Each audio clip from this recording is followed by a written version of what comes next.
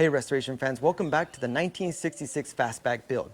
It's been a few weeks since the last time that we've posted something, but we've been working hard trying to get as many things on this vehicle since, including a brand new steering pump by Borgeson, brand new floor pans, and on top of that, two 2015 Mustang seats that we've retrofit, and we've also buttoned up the rear end with brake lines.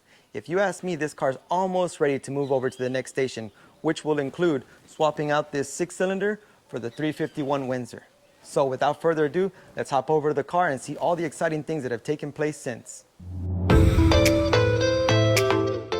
Before I hop over to all the fun stuff, I want to let you know that we had a small hurricane that came through a couple weeks ago, and as you know, hurricanes take no prisoners, and unfortunately, this Mustang was one of them.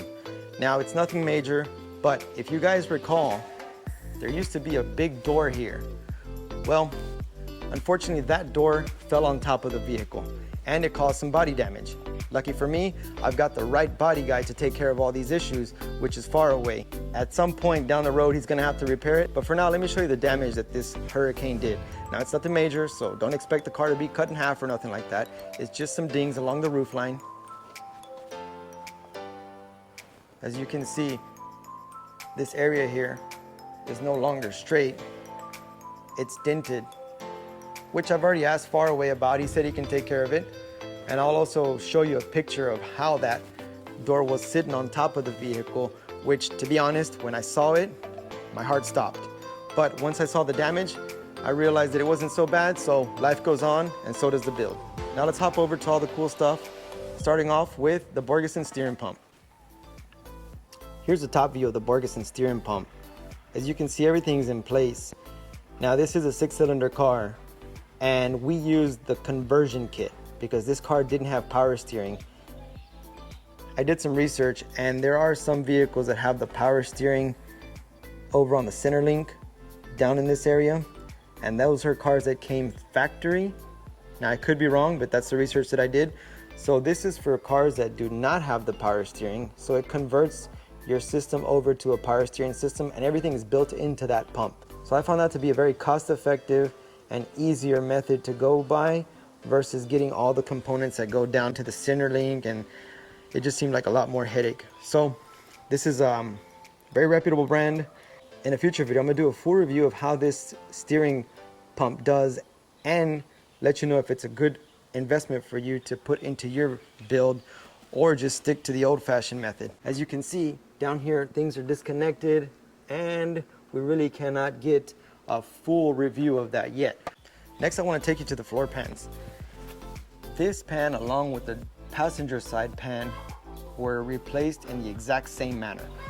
Now, what we discovered, and if some of you guys remember in the other video, down here, there used to be a triangle piece of metal, which was the floor pan coming down in a dip. We knew right away that that wasn't factory, and we later found out that this pan had actually been swapped out 3 or 4 times. So as you can imagine, it was a disaster. There was weld over weld, metal over metal, total pain in the neck. Now what we did was cut out the entire pan. We put in brand new ones. As you can see, they're rock solid. At first, when I got these out of the box, they were pretty flimsy. I had my doubts, but once you put it all together and you get all the proper welds in place, you can see that it all buttons up really nice and really stiffens up. One thing we did do, which I'll show you in another video because I've got the footage of how these rivets started off as self-tap screws, and there's a proper weld going all around the floor pan on the interior and exterior to make sure that this is a very, very solid piece, which is now holding these 2015 Mustang seats. Now, since we omitted this pan that goes here, typically there's a pan on top of this which raises the seat. I believe that's what it's for, and this is on the original seats. We omitted that, therefore we're now mounting straight to this floor pan. Now, as you can see, there's some mounts that took place, and we got everything leveled out as much as we could because for some reason factory these come at a slant. So now we have the modern comforts of a 2015 Mustang seat in this 66 Mustang. So that's pretty cool, something to look forward to. In a bit, I'll show you how these power seats work on the driver's side. Now the passenger side is fully manual and that's fully operational. However, they do have to pull the lever.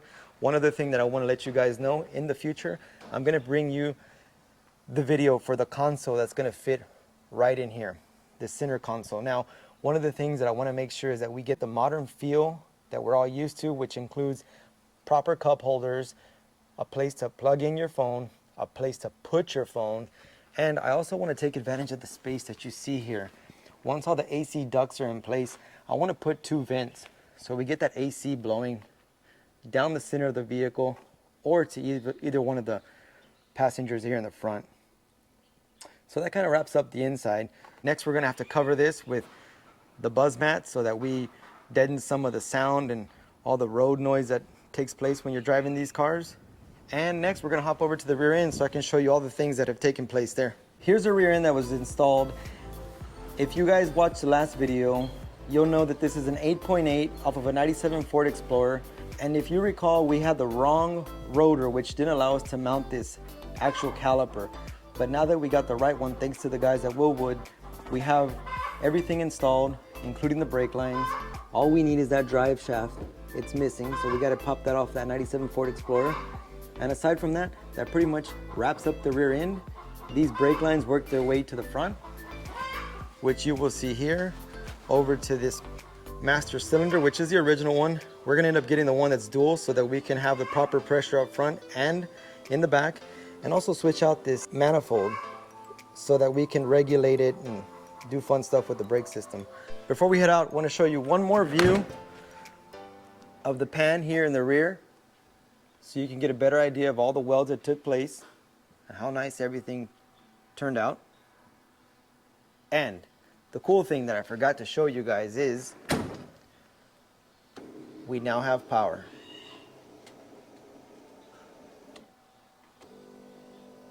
We can go up, down, front and back. Now how cool is that? That's why we wanted to put these 2015 Mustang seats in this car, to get some of the more modern comforts. Guys, thanks for watching. We're gonna keep you posted on the other things coming up with the vehicle. As of now, if you found this video helpful, hit the like button. If you wanna keep up with the build, hit the subscribe button. Guys, thanks a lot. Have a good one.